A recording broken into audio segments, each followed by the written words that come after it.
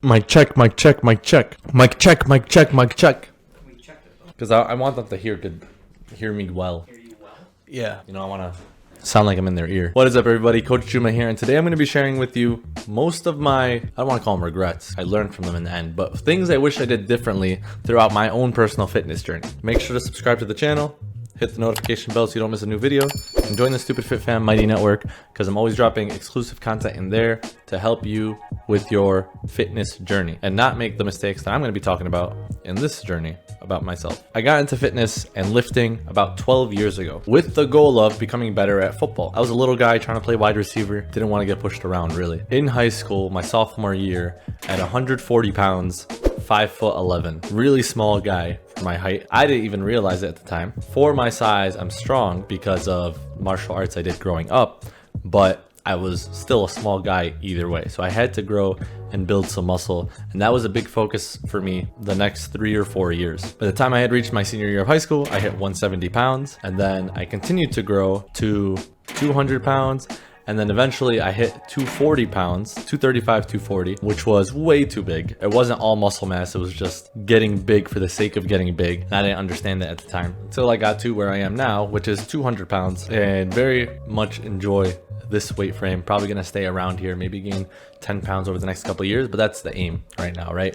I went back and forth a lot. I went through gaining muscle, I went through losing fat, gained almost 100 pounds from beginning my lowest weight to my highest weight to where I'm at now, somewhere in the middle. One of the first mess ups I did when getting started in this journey is that I got all of my information from bodybuilding.com, which isn't a bad thing. The reason it's a mess up is because my goal initially was to improve my athletic performance. Bodybuilding.com, just as the name says, is for bodybuilders. It's for looking good, which doesn't always translate well to the field, which I later learned many years down the line that they're not the same. I still learned a lot about physique-based training through bodybuilding.com. And I spent a lot of my time, actually the first 2 months probably of my fitness journey, just on the bodybuilding.com and not actually working out. I didn't work out at all. I was just learning as much as I can and trying to design the perfect program for myself. I wanted to get it right from the get-go. It did help me learn a lot. It helped me put a bunch of things together, understand the movement patterns that trained which exercise, and make a program for myself that I felt really confident in. I remember the day where I finally felt confident and ready to go to the gym. I had gotten my piece of paper with all my exercises on it. I was going to train 6 days a week. Each day had like 8 exercises on it. It was very much more is better mentality. And this is me never having actually done a structured training program at any point in my life yet. Don't know where anything is. Spend 3 hours there for the first time around because I just know the exercises I'm going to be doing. I don't know where they are in relation to the gym. Really just trying to focus and follow the notes that I put down about how to perform them properly, what cues to follow, etc., etc. Yeah, I was kind of embarrassed about being seen with a piece of paper, so I always kept it in my pocket. And then I kept it in my back pocket, and then I'd pull it out and put it on the bench, like between my legs, so no one saw me looking at a piece of paper. Yeah, I always thought. A lot of people do that now though. Yeah, a lot of people do it now. It's more like common. Yeah, but at the time, I thought everyone in the gym knew what they were doing, and I was the only new guy.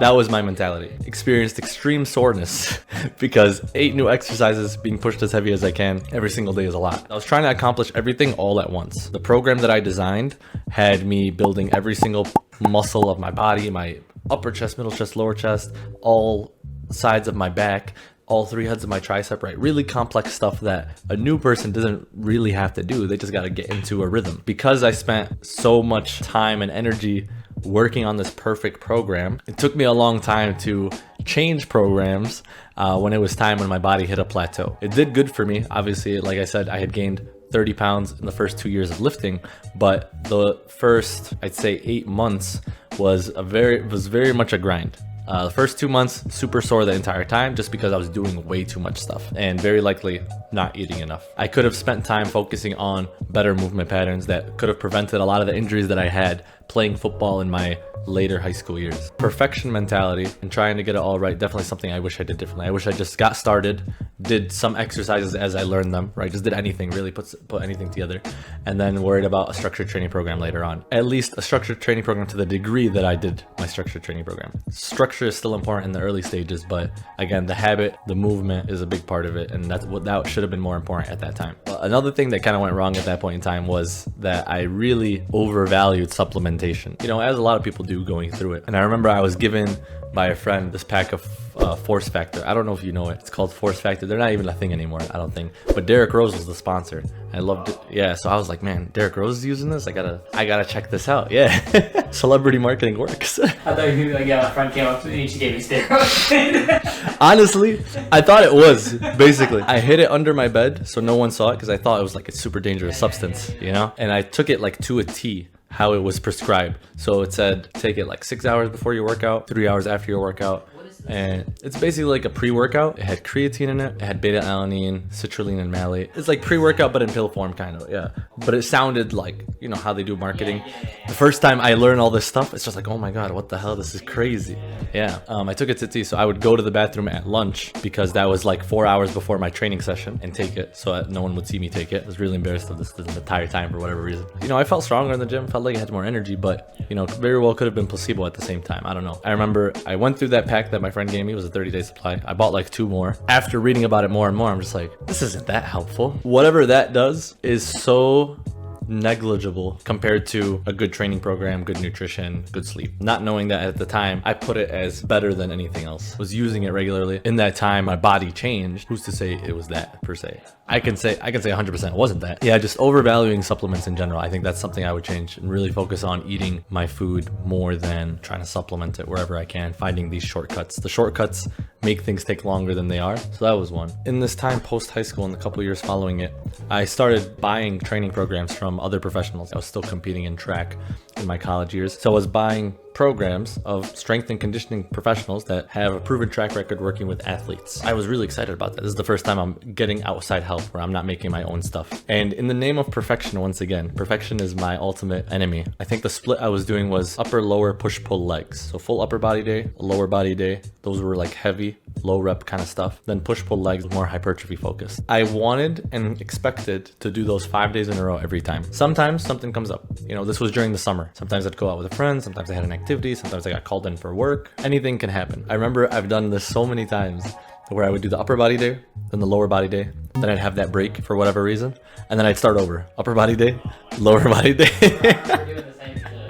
And just trying to, you know, follow it to a T, you know, at least one, just trying to get it all the way through. I never got it all the way through. I did. It's so hard, especially 5 days in a row. I did the upper body day and lower body those first 2 days at least 3 times as much as the push pull leg days that followed. I think about that time now because my chest and back is bigger in proportion than my biceps and triceps and my arms. It's because of that day is why I blame it. Instead of like feeling like I had to start over every single time, I really just could have continued. The perfectionism mentality and trying to get things all right and trying to follow things perfectly is really what got me and wish I did differently, is just being okay with messing up, being okay with trying to just go through the process. It's something I preach to my clients all the time now. You know, if you miss a day, just do the next day. You have another day tomorrow. You don't have to rip everything off and start over. That doesn't erase anything you've done. It's just a part of the week, part of the day. Especially, again, when you look at it from the long-term mentality, which is something I always struggled with too, is I had to do this program for this week only. You know, this week is the only week that I have to be perfect. And I thought that every single week. Obviously, it ends up being the month that I had to be perfect, the 3 months I had to be perfect. And there's always time to make up lost ground. There's always time to correct what you didn't do. So that's another thing. This next part is one that a lot of people struggle with. For some people, they start with the gym whenever they're trying to get fit. They ignore their nutrition. I was that person. That first year of training, I ate more just because I was hungrier. I took Serious Mass. That was another supplement I forgot all about until right now. I lived and swore by Serious Mass. Each shake was 1,250 calories. I would split it up. I would take half a shake in the beginning of the day, half a shake after my workout. Taking that and then eating normally. Just by adding that, I added 1,000 calories to my diet. I coincidentally added 50 grams of protein and 200 grams of carbs, right? I just happened to be taking the right supplement to complement what I was already eating, and it led to me gaining weight. I completely neglected nutrition otherwise. I was just still eating my mom's food that she made, eating peanut butter jelly sandwiches, eating lunch at school, but I didn't really pay attention and count the numbers until a year later when I was talking to somebody and they had suggested that I take my nutrition more seriously, count my macros, etc. And then even then, I went back to oldreliablebodybuilding.com to tell me how much to eat to build muscle.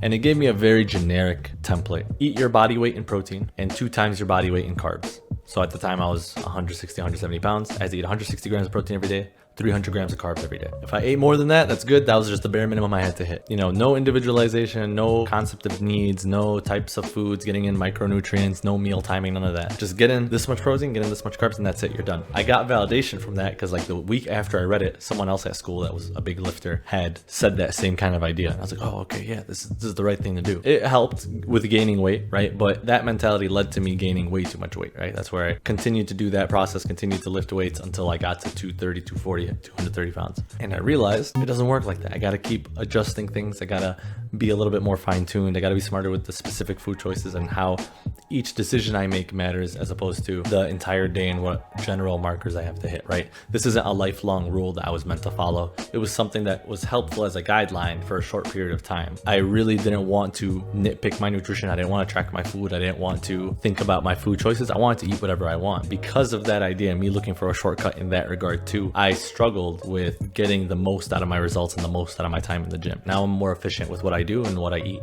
which is a positive. But it took me a really long time to learn this nutrition lesson because even later on as a trainer, most trainers aren't nutrition certified. They just have personal trainer certification. They give advice on nutrition based on what they've done or what they hear in social media or whatever, but they don't actually know nutrition until they get nutrition certified, a majority of them. So with that being said, while I was a trainer, there was one point where I was going to go on vacation. I was going to go to Puerto Rico. And I had a month and I was like, I should lose like 5-10 pounds. So I went no carb for that entire time. I would go to Panda Express at lunch while I was working as a personal trainer, and I would get grilled chicken teriyaki with mixed greens. That was my lunch every single day. 30-40 grams of protein and then vegetables, right? No carbs. Same thing with dinner, load up on protein, eat a big salad, not really having any carbs. And 1 week into doing this, maybe less than a week, maybe 3-4 days into doing this, I was doing a leg day and my body was exhausted. I did 3 sets of squats and I laid down on the floor for the rest of the time, the rest of the hour, because my body could not do the workout anymore. I couldn't even stand up anymore. It was overly fatigued.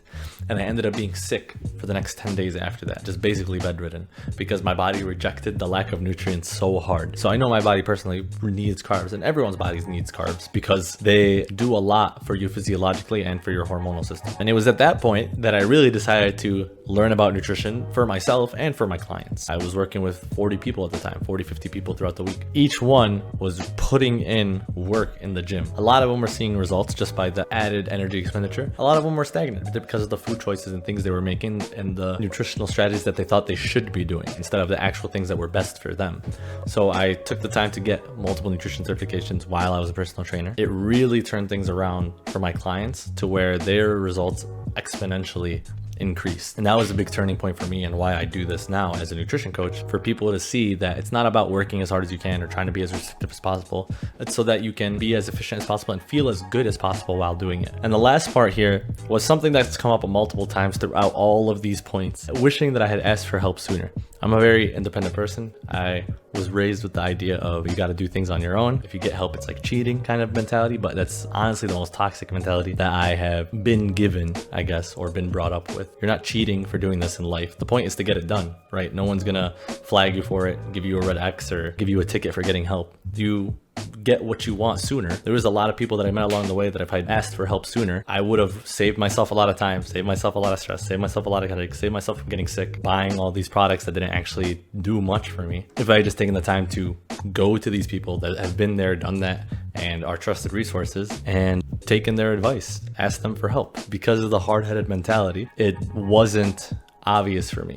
And again, the main thing that would have saved myself from making these mistakes, or at least saved me from making them for as long as I did, because these people have been there, they've done that, they saved me time with what they know. And likewise, that's what I do with my clients now. I save them time with everything I know and everything I've gone through.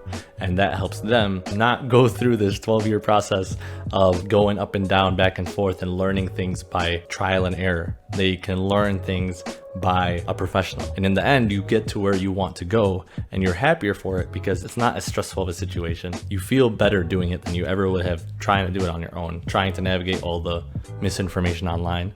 And you make a friend along the way, which is one of the best parts of this. You know, part of the beauty of life is sharing things with people. Can't do that if you're trying to do stuff on your own. I hope you found this helpful. If you want to share any of your embarrassing mishaps in the comments, I'm happy to hear them because I just shared a lot of mine, so it's only fair. Until next time, guys, stay stupid.